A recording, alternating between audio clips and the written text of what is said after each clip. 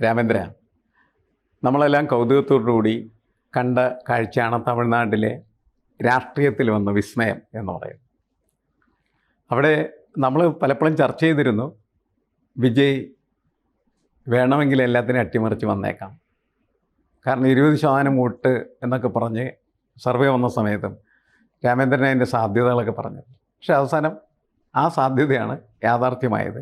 അങ്ങനെ വിജയ് അധികാരത്തിലേക്ക് വന്നു. വിജയ് അധികാരത്തിലേക്ക് വരുമ്പോൾ നമ്മളെപ്പോലുള്ള ആളുകൾ ശ്രദ്ധിക്കുന്ന ഒരു പ്രധാനപ്പെട്ട വിഷയം, ആ മന്ത്രിസഭയിൽ ആരെല്ലാമാണ് വരുന്നത്, ആ മന്ത്രിസഭയുടെ സ്വാധീനം എവിടെയൊക്കെയാണ്, അതിൻ്റെ വേരുകൾ എവിടെയൊക്കെയാണ്. കേരളത്തിലെ വളരെ കുപ്രസിദ്ധമായൊരു പേരാണ് സാന്റിയാഗോ മാർട്ടിൻ, ലോട്ടറി കച്ചവടക്കാരൻ. VS ഒക്കെ വലിയ തരത്തിൽ യുദ്ധം ചെയ്ത സംഭവമാണ്. ആ മാർട്ടിൻ്റെ കുടുംബത്തിൽ നിന്ന് 3 MLA-മാരാണ് വന്നിരിക്കുന്നത്. അദ്ദേഹത്തിൻ്റെ ഭാര്യ MLA ആണ്, മരുമകൻ MLA-യുമാണ്, മന്ത്രിയുമാണെന്നാണ് ഞാൻ മനസ്സിലാക്കുന്നത്. അങ്ങനെയാണെങ്കിൽ എന്തായിരിക്കും ഈ സാന്റിയാഗോ മാർട്ടിൻ തമിഴ്നാട് ഭരണത്തിൽ നടത്താൻ പോകുന്ന സ്വാധീനം എന്തായിരിക്കും? അല്ലെങ്കിൽ തമിഴ്നാടിൻ്റെ ഭരണം എങ്ങനെ മാർട്ടിൻ മയമായി മാറും? മാർട്ടിൻ മയം മാത്രമല്ല, അതൊരു ഇവാഞ്ചലിസ്റ്റ് ഭരണം കൂടിയായിരിക്കും എന്നുള്ള കാര്യത്തിൽ തർക്കമില്ല. അങ്ങനെയാണ് ഇയാളുടെ ഒരു സാമ്രാജ്യം ഒക്കെ ഇങ്ങനെ വളർന്നു കിടക്കുന്നത്. ഈ ചാൾസ് എന്നാണ് ഈ മകൻ്റെ പേര്. മകൻ പുതുച്ചേരിയിൽ MLA ആണ്. അയാൾക്ക് സ്വന്തമായിട്ട് പാർട്ടിയുണ്ട്. അയാൾ പറയുന്നത് അവർക്ക് 25,000 കോടി രൂപ വിറ്റുവരവുണ്ട് എന്നാണ് അവരുടെ ബിസിനസ്, ഈ ലോട്ടറി കച്ചവടം എന്ന് പറയുമ്പോൾ. ഈ അമേരിക്കയിലേക്ക് റോത്ത് ചൈൽഡ്സ് എന്ന് പറഞ്ഞിട്ടൊരു ജൂത കുടുംബമുണ്ട്, ബാങ്കിങ് കുടുംബം. അവരാണ് പൊതുവെ ഈ രാഷ്ട്രീയത്തിനെയൊക്കെ പുറകിൽ നിന്ന് നിയന്ത്രിക്കുന്നത് എന്ന് പറയാറുണ്ട്. അപ്പോൾ ഇവർ കുറക്കാലം ഈ പലതും ഒക്കെ നിയന്ത്രിച്ചിരുന്നു. നമ്മൾ അവസാനം ഈ മറ്റേ വോട്ടിൻ്റെ ബോണ്ട് ഉണ്ടായിരുന്നില്ലേ, ആ ബോണ്ട് ഏറ്റവും കൂടുതൽ വാങ്ങിച്ചിരിക്കുന്നത് ഈ സാന്റിയാഗോ മാർട്ടിൻ ആണെന്നുള്ള വിവരമൊക്കെ പുറത്തു വന്നിരുന്നല്ലോ. 1200 കോടി രൂപയുടെ മറ്റേ ബോണ്ടുകൾ വാങ്ങിച്ചിരുന്ന വിവരമൊക്കെ ആ കാലത്ത്. അപ്പോൾ എല്ലാ രാഷ്ട്രീയക്കാർക്കും ഇവർ പൈസ കൊടുത്തിട്ടുണ്ട്. പിന്നെ മറ്റേ പുതുച്ചേരിയിലാണെങ്കിൽ BJP-യുടെ മുന്നണിയിലാണ് സാന്റിയാഗോ മാർട്ടിൻ്റെ മകൻ നിലകൊള്ളുന്നത്. ഈ ഭാര്യ ലീമ റോസ് മാർട്ടിൻ ഭാര്യ, അവർ DMK-യിലാണ്. DMK എന്ന് പറയുന്നത് NDA മുന്നണിയുടെ ഭാഗമാണല്ലോ. ഇപ്പോൾ മാത്രമല്ല, ഇനിയിപ്പോൾ ലീമ മാർട്ടിൻ നിൽക്കുന്നത്, സാന്റിയാഗോ മാർട്ടിൻ്റെ ഭാര്യ, ഈ മറ്റേ TVK വിജയുമായിട്ട് ചേരുന്ന DMK ഗ്രൂപ്പ് ഉണ്ടല്ലോ, ഇവർ പോയിട്ട് അവരെയും കൂടി കൊണ്ടുവന്നതിൻ്റെ കൂടെ. എക്സാക്ട്ലി അതാണ്. ആ DMK ഗ്രൂപ്പിലാണ് ഈ ലീമ മാർട്ടിൻ. അപ്പോൾ ലീമ മാർട്ടിൻ അവർ സ്വന്തമായി തന്നെ തെരഞ്ഞെടുപ്പ് പത്രികയിൽ കാണിച്ചിരിക്കുന്ന സ്വത്ത് 5300 കോടി രൂപയാണ്. അപ്പോൾ ഏതെങ്കിലും ഒരു MLA-ക്ക് എന്തെങ്കിലും കൊടുക്കണം എന്നുണ്ടെങ്കിൽ തന്നെ ലീമ മാർട്ടിനെ വിളിച്ച് അറിയിച്ചാൽ അവർ വേണ്ട രീതിയിൽ കൈകാര്യം ചെയ്തോളും. അപ്പോൾ അവർക്കൊക്കെ എവിടുന്നെങ്കിലും കിട്ടുന്ന പലിശയുടെ തുക മാത്രം മതിയാവും അതിന്. അപ്പോൾ ഈ രീതിയിൽ ലോട്ടറി രാജാവ് സാന്റിയാഗോ മാർട്ടിൻ്റെ കുടുംബം, ഇപ്പോൾ സ്റ്റാലിൻ കുടുംബം തീർന്നു. ജയലളിത നേരത്തെ മരിച്ചുപോയി. ജയലളിതയ്ക്ക് പിന്നെ പറയാനായിട്ട് ഈ വംശപരമ്പരയില്ല. സ്റ്റാലിൻ കുടുംബത്തിൻ്റെ കഥ കഴിഞ്ഞപ്പോൾ സാന്റിയാഗോ മാർട്ടിൻ്റെ കുടുംബം രംഗപ്രവേശം ചെയ്തിരിക്കുന്നു. ഇതാണ്. അല്ലാതെ വിജയിക്കൊന്നും അതിൻ്റെ അകത്ത് കാര്യമൊന്നുമില്ല. തമിഴ്നാട് രാഷ്ട്രീയം ഇനി ഭരിക്കുന്നത് സാന്റിയാഗോ മാർട്ടിൻ്റെ കുടുംബമാണ്. അത് എങ്ങനെയാണെന്ന് നമുക്ക് നോക്കാം. ആദവ് അർജുന ഇപ്പോൾ TVK-യുടെ ജനറൽ സെക്രട്ടറിയാണ്. അയാൾ ക്യാമ്പയിൻ മുഴുവൻ നോക്കിയത് അയാളാണ്. അയാൾ തെരഞ്ഞെടുപ്പ് പത്രികയിൽ 110 കോടി രൂപയാണ് കാണിച്ചിരിക്കുന്നത്. അയാളുടെ ഭാര്യ ഡെയ്സി സാന്റിയാഗോ മാർട്ടിൻ്റെ മകളാണ്. സാന്റിയാഗോ മാർട്ടിൻ്റെ മകൾ ഡെയ്സിയാണ് വിവാഹം ചെയ്തിരിക്കുന്നത്. ആദവ് അർജുൻ ഹിന്ദുവാണ്. അവർ പ്രണയ വിവാഹം നടത്തിയതാണ്. അപ്പോൾ വില്ലിവാക്കത്ത് നിന്നുള്ള MLA ആണ് ആദവ് അർജുന. ഈ ആദവ് അർജുനയും ചാൾസും തമ്മിൽ അത്ര സുഖത്തിലല്ല എന്ന് പറഞ്ഞാൽ, ആ കുടുംബത്തിൽ അങ്ങനെ ഒരു തർക്കം അവർ രണ്ടുപേരും തമ്മിൽ നടന്നു വരുന്നുണ്ട്. അപ്പോൾ തിരുച്ചിറപ്പള്ളിയിൽ കർഷകരായിരുന്ന രാജേന്ദ്രൻ്റെയും കല്യാണിയുടെയും മകനാണ് ആദവ് അർജുന. അപ്പോൾ ആദവ് അർജുനയുടെ ഈ മാതാപിതാക്കൾ നേരത്തെ മരിച്ചുപോയി. നേരത്തെ മരിച്ചിട്ട് മുത്തശ്ശിയും അമ്മാവനുമാണ് ആദവ് അർജുനയെ വളർത്തിയത്. അത് കഴിഞ്ഞിട്ട് ഈ തമിഴ്നാട്ടിൽ നിന്ന് ആദ്യം IPS ഓഫീസറായ വനിത തിലകവതി, അവരാണ് പിന്നെ ആദവ് അർജുനെ കോളേജിലൊക്കെ പഠിപ്പിക്കുന്നത്, വളർത്തുന്നതൊക്കെ.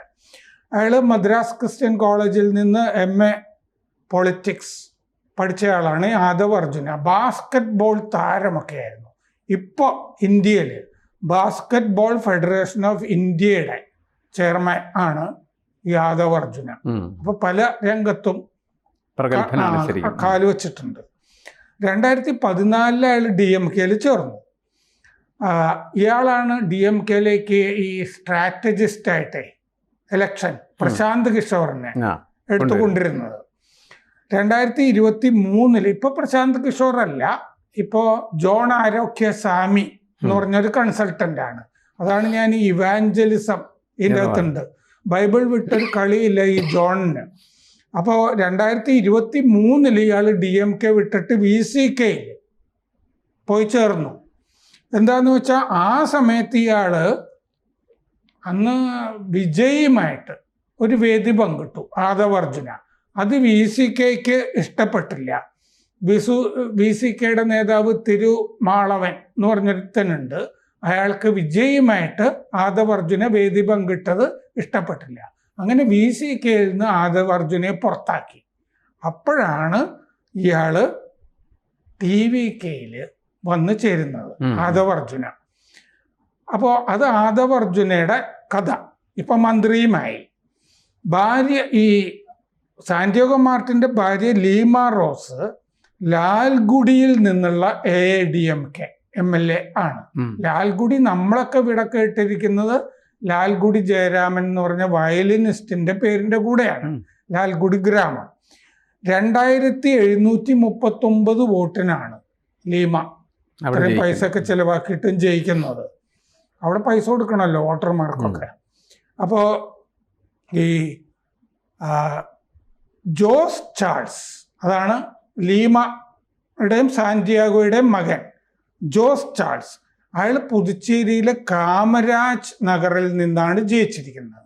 അയാൾക്ക് LJK എന്ന് പറഞ്ഞൊരു സ്വന്തമായ പാർട്ടിയുണ്ട് BJP മുന്നണിയിൽ.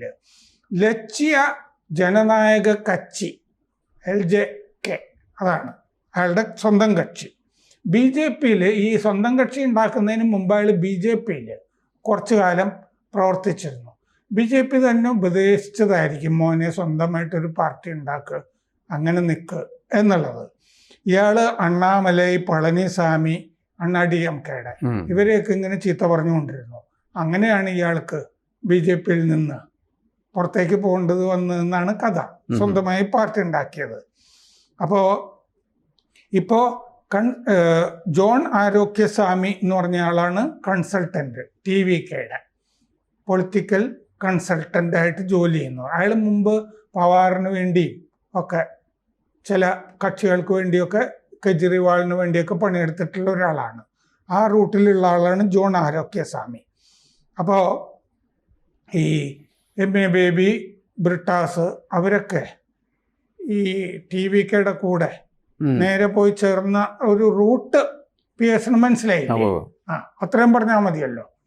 അപ്പോൾ ഈ സ്റ്റാലിൻ്റെ മരുമകൻ ശബരീശനുമായിട്ട്, സ്റ്റാലിൻ്റെ മകളുടെ ഭർത്താവ് ശബരീശനുമായിട്ട് വലിയ ലോഹ്യത്തിലാണ് ആദവ് അർജുന. അങ്ങനെയും ഒരു റൂട്ട് കിടക്കുന്നുണ്ട്. ഈ ലീമ നേരത്തെ IJK ഇന്ത്യ ജനനായക കക്ഷി എന്ന് പറഞ്ഞൊരു ചെറിയ കക്ഷിയിൽ 14 കൊല്ലം പ്രവർത്തിച്ചു കൊണ്ടിരുന്നു. ചെറിയ കക്ഷികളിലൊക്കെയാണ് ഫിനാൻസ് ചെയ്തുകൊണ്ടിരുന്നത് നേരത്തെ 14 വർഷം. അത് കഴിഞ്ഞിട്ടാണ് അവർ ADMKയിൽ വന്നത്. അവർ വിചാരിച്ചിരുന്നത് TVK ADMK സഖ്യം വരുമെന്നാണ് അവർ കരുതിയിരുന്നത്. അത് വന്നല്ലോ. ഇപ്പോൾ ADMKയിലെ ഒരു പ്രധാനപ്പെട്ട ഭാഗം TVKയുടെ കൂടെയാണ്. ലയിക്കാൻ സാധ്യതയില്ല. ആ ADMK അങ്ങനെ തന്നെ നിൽക്കുന്നു തോന്നുന്നു. അപ്പോൾ ആദവ് അർജുന വഴി TVKയിലേക്ക് ഈ ADMKയിൽ നിന്ന് ലീമ ഒരു പാലം ഇട്ടിട്ടുണ്ട്. ഇപ്പോൾ ആ റൂട്ടിലാണ് അത് പോയിക്കൊണ്ടിരിക്കുന്നത്. ചാൾസിന് 37 വയസ്സാണ്. ഈ മകൻ ചാൾസിന്. അയാൾ ബിസിനസ് ചെയ്യുന്നു, ലോട്ടറി തന്നെ. പുതുച്ചേരിയെ അയാൾ ഈ ബിസിനസ് വർത്താനാണ് പറയുക. അപ്പോൾ ഇന്ത്യൻ എക്സ്പ്രസ്സുമായിട്ടുള്ള ഒരു അഭിമുഖത്തിൽ അയാൾ പറയുന്നത് പുതുച്ചേരിയെ സിംഗപ്പൂർ പോലെയും ദുബായ് പോലെയും ഹോങ്കോങ് പോലെയൊക്കെ ആക്കും എന്നാണ് അയാളുടെ വാഗ്ദാനം. 24,000 കോടി രൂപ ഞങ്ങൾക്ക് വിറ്റുവരവുണ്ട്. ഞങ്ങൾ ഇത്രയും സംഭാവന നാടിന് കൊടുക്കുമ്പോൾ നാടിനെ ഞങ്ങൾ തന്നെ ഒന്ന് മാറ്റി തീർക്കണ്ടേ എന്ന് അദ്ദേഹം ചോദിക്കുന്നുണ്ട്. ന്യായമാണല്ലേ ആ ചോദ്യം തീർച്ചയായിട്ടും എന്ന് ചോദിക്കുന്നുണ്ട്. ഇവരുടെ ഈ സാന്റിയാഗോ മാർട്ടിൻ്റെ company future gaming and hotels എന്ന് പറഞ്ഞ കമ്പനി, ഈ കമ്പനിയുടെ പേരിലാണ് മറ്റേ ഇലക്ട്രൽ ബോണ്ടുകൾ അവർ വാങ്ങിയിരുന്നത്. ഇന്ത്യയിൽ ഏറ്റവും കൂടുതൽ ഇലക്ട്രൽ ബോണ്ടുകൾ വാങ്ങിയത് അവരാണ്. 1368 കോടി രൂപയുടെ ഇലക്ട്രൽ ബോണ്ടുകൾ ഈ തൃണമൂലിനൊക്കെ നന്നായിട്ട് പൈസ കൊടുത്തിട്ടുണ്ട്. പിന്നെ ആ തെലങ്കാനയിലെ TRS അതിനൊക്കെ നന്നായിട്ട് കാശ് കൊടുത്തിട്ടുണ്ട്. DMKക്കും ഒക്കെ കൊടുത്തിട്ടുണ്ട്. 2019-24 കാലത്താണ് ഇവർ ഇലക്ട്രൽ ബോണ്ടുകൾ മേടിച്ചത്. ഒരു രാഷ്ട്രീയ നേതാവ് മാത്രമേ സാന്റിയാഗോ മാർട്ടിനെ എതിർത്തിട്ടുള്ളൂ, അത് VS അച്യുതാനന്ദൻ മാത്രമാണ്. മറ്റുള്ളവർക്ക് എതിർക്കേണ്ട കാര്യമില്ല. ശരിക്കും നമ്മുടെ വലിയൊരു ആ സുരേഷ് കുമാർ എന്ന് പറഞ്ഞിട്ട് ലക്ഷ്മണയുടെ മരുമകനില്ലേ, അയാള് ലോട്ടറി ഡയറക്ടർ ആയിരുന്ന കാലത്ത് വലിയൊരു സമരം സാന്റിയാഗോ മാർട്ടിനെതിരെ നടത്തിയിരുന്നു. അപ്പോൾ ചാൾസും ആദവും തമ്മിൽ തർക്കമുണ്ടെന്ന് പറഞ്ഞല്ലോ, ആദവ് അർജുന. അപ്പോൾ ചാൾസ് പറയുന്നത് ഞങ്ങൾക്ക് പണവും അധികാരവും ഇതിലൊന്നും വലിയ പുതുമയില്ല, ഇതൊക്കെ ഞങ്ങൾക്ക് വേണ്ടത്ര ഉണ്ട്, പണവും അധികാരം. അതായത് ഇങ്ങനെ കയറിയില്ലെങ്കിലും ഞങ്ങളത് ഭരിച്ചിരുന്നില്ല. ഞങ്ങൾക്ക് പണവും അധികാരവും ഒക്കെ ഉണ്ട്. പക്ഷെ ഈ ആദവ് അർജുനൻ എന്ന് പറയുന്നവൻ, അവൻ്റെ നിലപാട് ശരിയല്ല. പണവും അധികാരവും ഒന്നും അവൻ വഴിയുമൊന്നും ഞങ്ങൾക്ക് ആവശ്യമൊന്നുമില്ല, ഞങ്ങൾ ഇതൊക്കെ ധാരാളം കണ്ടിട്ടുണ്ട്, ഇവനെന്ത് ഇങ്ങനെ നടക്കുന്നത് എന്നാണ് ചോദിക്കുന്നത്. അപ്പോൾ വിജയ്ക്ക് ഒരു മുന്നറിയിപ്പും കൊടുത്തിട്ടുണ്ട് ഇപ്പോൾ ചാൾസ്. ഈ ആദവ് അർജുൻ കൊള്ളക്കാരനാണ്, അവൻ സൂക്ഷിക്കണം എന്നാണ് മുന്നറിയിപ്പ്. ഇപ്പൊ കൊള്ളക്കാരുടെ ഇടക്കും ഒരു തർക്കമുണ്ടെന്ന് അർത്ഥം. അതെ. അപ്പോൾ ഇങ്ങനെയാണ് അതായത് തമിഴ് രാഷ്ട്രീയം എങ്ങനെ രൂപപ്പെടാൻ സാധ്യതയുണ്ടെന്നുള്ളത് ഇത്തരം കഥകളിൽ നിന്ന് നമുക്ക് മനസ്സിലാവുന്ന കാര്യമാണ്. കാത്തിരുന്ന് കാണാം. കാരണം ഇതിൻ്റെയൊക്കെ ഡെവലപ്മെൻറ്റ്സ് എങ്ങനെയാണെന്ന് പറയാൻ പറ്റില്ല. കാരണം വിജയ് പറഞ്ഞതെന്ന് വെച്ചാൽ നാട്ടുകാരുടെ ഒരു പൈസ എനിക്ക് വേണ്ട, എന്നുവെച്ചാൽ ഒരു പൈസയും ജനങ്ങളുടെ കൊള്ളയടിക്കില്ല എന്നുള്ളതാണ്. ഇപ്പം നമ്മൾ ചർച്ച ചെയ്തിട്ടുണ്ട് കൊള്ളക്കാരുടെ കാര്യമാണെന്ന് മാത്രമേ. ഇവരുള്ളത് കൊണ്ടാണ് എനിക്ക് ആരുടെയും പൈസ വേണ്ട എന്ന് വിജയ് പറയുന്നത്. അതെ, എൻ്റെ കൂടെ ലോട്ടറി രാജാവുണ്ട്, അയാൾക്ക് 24,000 കോടി രൂപയാണ് വരുമാനം. മാത്രമല്ല ഇനി ആരൊക്കെ സിനിമ പിടിക്കണം എന്നൊക്കെ വിജയല്ലേ തീരുമാനിക്കുക, ഇയാൾ ഫിനാൻസ് കൊടുത്തോളുമല്ലോ. മാത്രമല്ല എനിക്ക് ആരുടെയും പൈസ വേണ്ട എന്ന് പറയുന്ന വിജയ് കാണിച്ചൊരു വൃത്തികേട്. വിജയ് അയാളുടെ ജ്യോത്സ്യൻ റിക്കി രാധൻ പണ്ഡിറ്റ്, അയാൾ ഈറോഡിൽ നേരത്തെ ജ്യോത്സ്യം ചെയ്തുകൊണ്ടിരുന്നപ്പോൾ അയാളുടെ പേര് വെട്രിവേൽ എന്നായിരുന്നു. അയാൾ ജയലളിതയുടെയും ജ്യോത്സ്യനായിരുന്നു. ജയലളിത മറ്റേ വരവിൽ കവിഞ്ഞ സ്വത്ത് കേസിൽ ജയിലിലൊന്നും പോണ്ടി വരില്ല എന്ന് ഇയാൾ ജയലളിതയെ ഉപദേശിച്ച് താമസിയാതെ അവർ ജയിലിലായി. അങ്ങനെയാണ് അവർ തെറ്റുന്നത്. എന്നിട്ട് ഇയാൾ തമിഴ്നാട്ടിൽ നിന്ന് സിംഗപ്പൂരിലേക്ക് കടന്നു കളഞ്ഞു, ജയലളിത കൈകാര്യം ചെയ്യുമെന്ന് പേടിച്ചിട്ട്. അത് കഴിഞ്ഞ് ഇയാൾ ഡൽഹിയിൽ പോയി. അപ്പം അവിടെ പോകുമ്പോൾ വെട്രിവേൽ എന്ന് പറഞ്ഞിട്ട് ഡൽഹിയിൽ ജീവിച്ചിട്ട് കാര്യമില്ല, ജ്യോത്സ്യത്തിന് ആരും ഗണിക്കാനൊന്നും ചെല്ലില്ല.